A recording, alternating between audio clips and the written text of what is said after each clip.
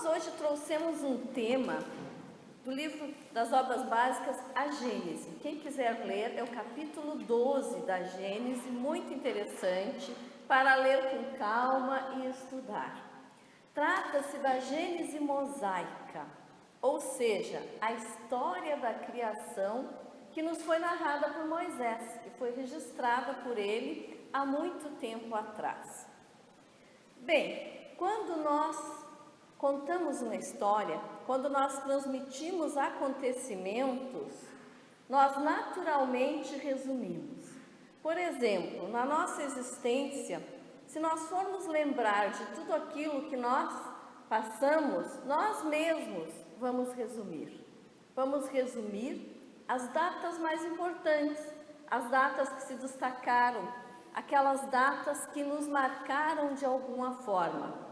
Se uma outra pessoa for contar a nossa história, ela vai resumir mais ainda, porque ela conhece os fatos que são notórios, os fatos que são públicos, os fatos que deixaram alguma marca social. E assim tem sido na história da humanidade. Vejam bem, se é tão difícil, muitas vezes, juntarmos fatos de um século atrás, acerca de um determinado país, de uma determinada população, de um determinado acontecimento, que dirá então os fatos dos primórdios da humanidade. Muito pouco chegou até nós. E como em todas as épocas o homem foi evoluindo, foi preciso obter uma forma de narrar esses fatos de acordo com a época em que eles foram escritos, registrados pela primeira vez. E é assim que a nossa história, registrada lá na Bíblia, nos escritos bíblicos, em alguns outros registros, foi registrada por parábolas, por fábulas e talvez por mitos, ou seja, por símbolos que representam aquilo que a humanidade passou um dia. Então nós temos na Bíblia algumas figuras, algumas histórias, e muitas delas podem não ser verdadeiras pelo nome, digamos assim, não existiu aquele personagem, mas existiu um que se assemelhou, existiu sim um princípio de todas as coisas. Bem, então a Gênese mosaica nos diz que no princípio Deus criou o céu e a terra, ou seja, Deus criou o céu que está acima do nosso planeta e criou o nosso planeta Terra. É isso que nós aprendemos lá no início, quem fez a evangelização católica, o catecismo, quem frequentou a igreja católica, quem já leu a Bíblia, mesmo não sendo católico ou de qualquer outra religião, leu esta passagem, que Deus criou o céu e a terra. E nós, quando crianças, principalmente, imaginamos, como será que Deus fez tudo isso então? Porque aquela história ali colocada nos dá a entender que isto foi instantaneamente, tanto que a Bíblia fala em 6 dias e descanso no 7º. Alguém criaria um planeta em tão pouco tempo? Se começarmos a raciocinar, já veremos então que há aqui uma simbologia para que nós possamos entender algo que ainda não está ao nosso alcance, que não nos é revelado e que a história foi apagando, até porque naqueles tempos não haviam registros. Diversas populações já habitaram sobre a terra, algumas bem rudimentares, outras mais evoluídas, mas que se extinguiram por cataclismas universais, por cataclismas que sofreu o planeta, por transformações, por mudanças, por fechamento de ciclos necessários para a evolução dos espíritos que aqui habitam. Então Deus criou a Terra. Como Deus criou a Terra? Temos diversas teorias, as mais aceitas cientificamente, é que tudo surgiu da poeira cósmica, que foi se aglutinando com o passar de bilhões, trilhões ou quatrilhões, não se sabe, de anos. até que se solidificasse uma bola no espaço, um planeta, que para nós é gigantesco, mas no espaço é um grão de areia. Então, até que se formasse essa massa no espaço, demorou muito tempo. Uma bola de fogo solta no espaço, assim era a Terra no princípio. Depois houve congelamento, resfriamento, depois aqueceu novamente e assim por diante, até que se tornasse algo mais próximo do que é hoje, mas ainda muito longínquo da natureza que nós temos ao nosso redor. Quando então surgiu o céu? O céu que nós enxergamos aqui é toda a imensidão. Conseguimos ver até as nuvens, mas o céu, na concepção maior, é todo o universo. Ou seja, quando este planeta tomou forma, surgiu então o firmamento, que está acima dele. Antes ele não tinha forma. No momento em que adquiriu uma forma mais definida, visualiza-se acima o que o povo quis chamar de céu, como um lugar desconhecido, como um lugar imaginário, que as populações daquela época delimitavam como um lugar sagrado, onde então Deus estaria, sentado de preferência na sua cadeirinha, porque nós enxergamos Deus como um Senhor. É o que nós temos para visualizá-lo por enquanto, e assim aprendemos pela história, pelo que nos foram transmitindo. Então imaginávamos Deus sentado no céu, naquele lugar sagrado um pouco acima de nós. Mas com o conhecimento nós vamos descobrindo que tudo é muito mais amplo. Que um dia a Terra surgiu, que esse céu foi apenas um espaço delimitado em torno de nós. Mas lá também está escrito que Deus diz que a luz seja feita. Será que a luz não existia quando a Terra foi criada? A luz existe desde todos os tempos, porque Deus também é luz. Deus é extremamente iluminado, é luz completa, é a maior luz que nós temos como exemplo e não temos como definir em sua extensão. Então, a luz, em sua amplitude, já existia, mas para um planeta ainda sombrio, ainda não habitado, surgiram os primeiros raios de luz. Nós podemos aqui interpretar como os primeiros raios solares que chegaram até nós, mas podemos também interpretar como os primeiros sinais de vida, de possibilidade de encarnação de espíritos neste planeta, de possibilidade de evolução. Então, formada esta massa solta no espaço, aqui fez-se a luz. Ou seja, aqui fez-se a possibilidade de evolução, de crescimento.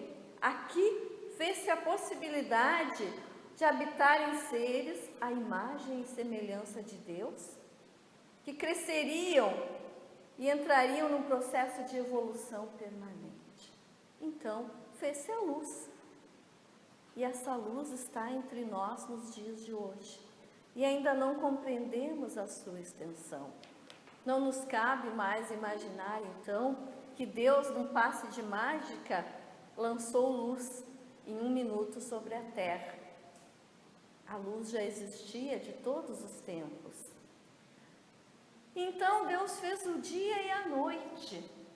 Antigamente, não se entendia por que nós tínhamos o dia e a noite. Hoje nós sabemos que é a rotação da Terra em torno do Sol, num período de 24 horas.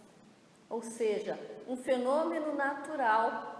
Provavelmente, quando o nosso planeta estava sendo criado, nos primórdios de sua criação, não tivéssemos este movimento de rotação. Talvez não tivéssemos a proximidade que temos hoje do astro Sol. Então, não tínhamos o dia e a noite. Tudo eram trevas, assim nos dizem os escritos antigos. Ou seja, tudo era escuridão. A luz do sol não chegava até nós ainda. Então fez-se o dia e a noite, mais um presente da divindade para que este planeta se tornasse habitável. E isto não poderia ter sido feito em um único dia. Mas o que é o dia diante do infinito, diante da eternidade, diante de todo o tempo que temos para evoluir? O tempo é relativo. O tempo só existe nos mundos materiais. Nos planos espirituais, o tempo é diferente. E nós não conseguimos entender o porquê, porque estamos encarnados e aqui nós corremos contra o tempo. Nós temos um período determinado para aqui estar e cumprir as nossas tarefas. Mas o nosso planeta foi se formando. E nos diz então Moisés que Deus separou a terra e o mar, ou seja, os cataclismas universais separaram porções de terra e de mar. Formaram-se, ao longo de milhões de anos, os continentes, até chegar à forma continental que nós temos hoje no nosso planeta, com a América, a Europa, os polos. Isso tudo foi se formando lentamente, até que nós tivéssemos a separação entre os terrenos secos e o mar. Tudo isso para que finalmente a vida chegasse entre nós. E a vida chega então pelas águas. As primeiras espécies microscópicas, depois os animais maiores, tudo surgiu no mar. Assim começou a ser habitado o nosso planeta. A vida fomentando aqui para o progresso. Isso não seria em um único dia. Ou seja, seria em um dia de proporções gigantescas, em uma era de proporções bem maiores. Talvez essa descrição de 6 dias e um de descanso se refira a eras passadas, e cada era pode ter um determinado tempo, ou tempos aproximados, ou tempos bem diferentes, de acordo com a necessidade de evolução do planeta. Depois, Deus habitou a terra, então, com todo tipo de animais terrestres, mamíferos, anfíbios, répteis e assim por diante. E a terra foi ficando repleta de animais aquáticos e terrestres. O ar favoreceu essa habitação, as águas doces e salgadas, as florestas, a vegetação, tudo foi favorecendo que a vida aqui chegasse. Vejam a beleza da criação, tudo lentamente, até que um dia nós aqui chegássemos. E lá diz, Deus criou o homem à sua imagem e semelhança. Por isso que nós imaginamos Deus como alguém com a nossa aparência. Mas essa imagem e semelhança é uma definição muito mais profunda. Ou seja, Deus criou um ser que traz a luz dentro de si como herança, que traz a força, que traz todas as energias e potencialidades necessárias para o seu progresso, para o seu desenvolvimento. Então, finalmente, aqui chegamos. Não sabemos em que época exatamente, não temos os registros, não sabemos se foi um ser ou se foram vários. O que Moisés nos diz, lá na fábula da criação? Que primeiro surgiu Adão e depois Deus fez Eva. Que Deus teria julgado então que esse primeiro homem, Adão, não deveria estar só e criou para ele uma companheira. Então todos nós seríamos descendentes da raça adâmica. Vamos refletir um pouco. Será que Adão realmente existiu? Não temos como responder esta pergunta. Pode ser que sim. Pode ser que tenha sido alguém que se destacou em uma época longínqua. Mas será que Adão foi o primeiro? Provavelmente não. Provavelmente, naqueles resumos históricos, foi um homem que se destacou em uma região, foi o que se conseguiu registrar, e assim se foi transmitindo como se fosse o primeiro. E diz, então, Moisés, que da costela de Adão Deus fez a mulher. E aí nós nos questionamos e às vezes brincamos com esta questão. Por que da costela? Por ser um ser mais frágil? Tem várias conotações. Da costela, por ser um ser igual, feita da mesma matéria, da mesma composição, para mostrar que homem e mulher são iguais. Da costela, porque a mulher historicamente vem sendo protegida pelo homem, ainda nos dias de hoje, muitas vezes. Apesar de todas as mudanças de comportamento, da mudança da sociedade, historicamente a mulher foi tida nos primórdios como um ser mais frágil e então protegida pelo homem. Então, da costela, não para menosprezar, mas um símbolo de um ser que nos primórdios era protegida pelo homem, porque era o homem, aquele ser bruto ainda na antiguidade, que saía para caçar, por ter uma complexidade física maior, mais forte, mais robusta. Então, o homem fez Eva da costela de Adão, fez de um pedaço seu, são iguais, estão aqui feitos da mesma matéria, e da costela para que ele a proteja como parte de si, e para que ela também o proteja e o aceite como um pedaço seu, ou seja, para que haja o respeito entre todas as raças, independente de ser homem ou mulher. E assim segue então esta metáfora da criação. E lá nos relatam o paraíso. Aquele lugar que seria lindo, repleto de árvores, de vegetais, de flores, de animais, em que viveriam Adão e Eva em estado repleto de paz, de harmonia e de felicidade, e de desconhecimento de toda a dor. Aqui nós temos que analisar sobre vários ângulos. Deus com certeza não nos criou para o desconhecimento. Por que então a história da maçã? Que se o homem provasse aquela maçã, teria conhecimento da nudez, da dor, teria conhecimento do pecado. Se Deus nos deu o livre-arbítrio, por que nos proibiria o acesso a alguma coisa dentro da criação? Mas a maçã também é uma metáfora. É algo que quando o homem estivesse pronto, poderia atingir. Mas como nos primórdios toda educação era reprimida, a sexualidade era considerada pecado, a mulher era considerada mais frágil, passou-se esta noção do pecado original através da maçã e por ato da mulher. E nós vamos transmitindo esta história sem refletir o que é este fruto proibido. Se os registros nos dizem que a partir de provar a maçã, eles tiveram conhecimento do bem e do mal, então o fruto proibido era o conhecimento? Deus nos proibiria o conhecimento? Porque Ele nos deu o livre-arbítrio, a inteligência, se não poderíamos atingir o conhecimento de tudo que estivesse ao nosso redor. Então é uma metáfora para reprimir os anseios da população antiga. Aquela metáfora baseada ainda na definição de pecado. O que é o pecado definido pelos antigos? É o que é impuro, o que é proibido. A nudez é impura? Então nós somos impuros. É o nosso corpo.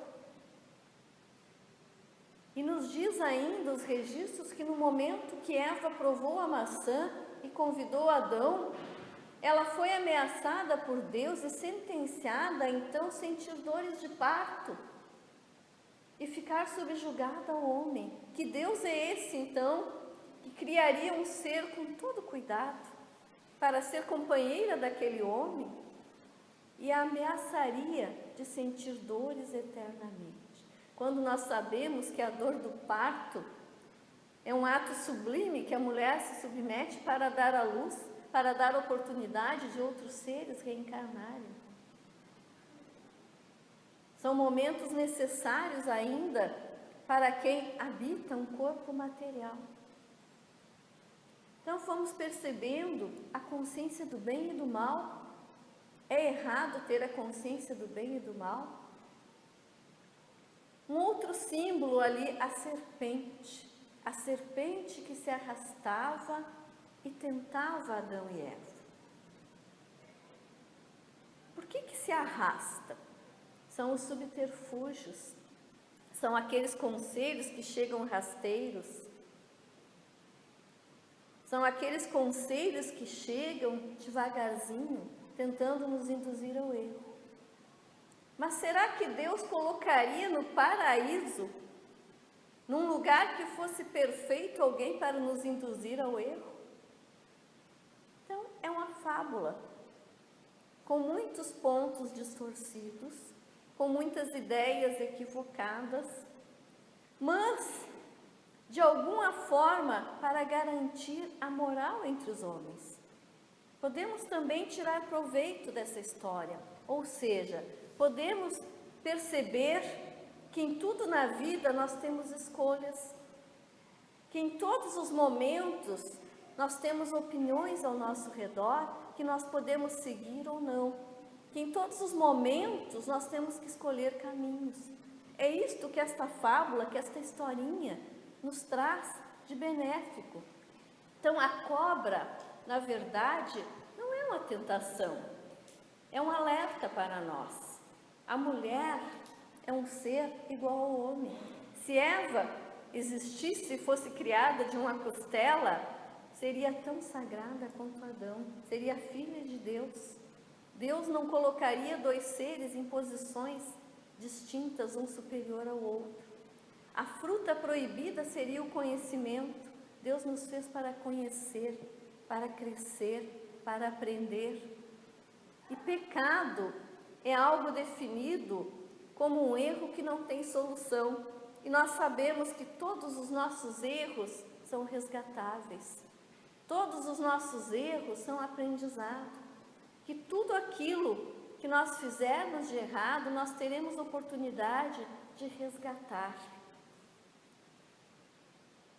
Adão e Eva, então, expulsos do paraíso. Então, Deus cria esta maravilha, este lugar perfeito, põe ali uma tentação, os deixa errar e os expulsa do paraíso para sofrer. Deus jamais expulsa um filho. Mas nós podemos estudar esta história também sobre outros aspectos. Quem sabe um homem antigo teve que sair de uma localidade para outra, numa missão para o desenvolvimento do seu povo.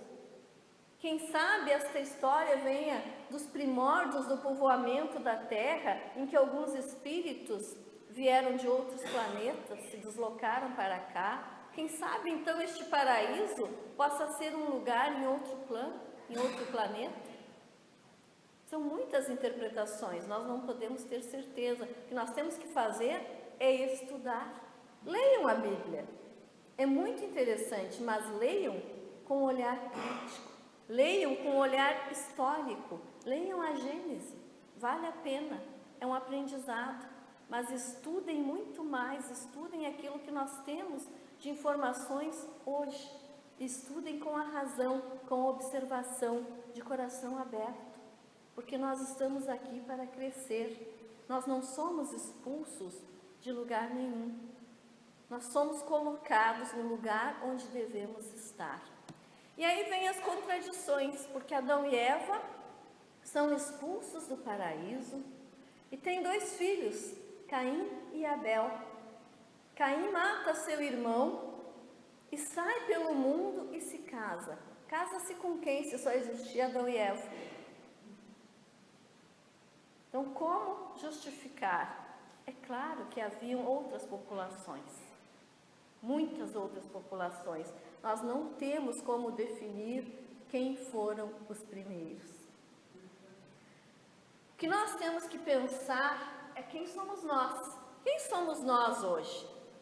É possível brincar com um planetinha na mão e formá-lo em 6 dias? Não. Talvez em 6 longos períodos. formados por trilhões de anos. Mas quem somos nós? Somos herdeiros de Adão? Podemos ser. Todos nós somos herdeiros de todos. Temos a mesma origem, o mesmo pai, a mesma fonte de geração. O que nós estamos fazendo aqui? Estamos cumprindo as nossas tarefas, resgatando os nossos erros, ajustando o nosso espírito na caminhada.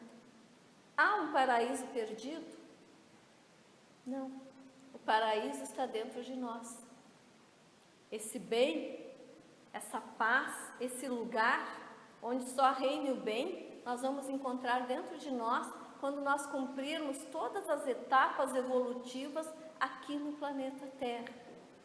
Ou fazendo jus a um planeta melhor, ou fazendo jus a viver melhor aqui quando esse planeta evoluir. Tudo é relativo.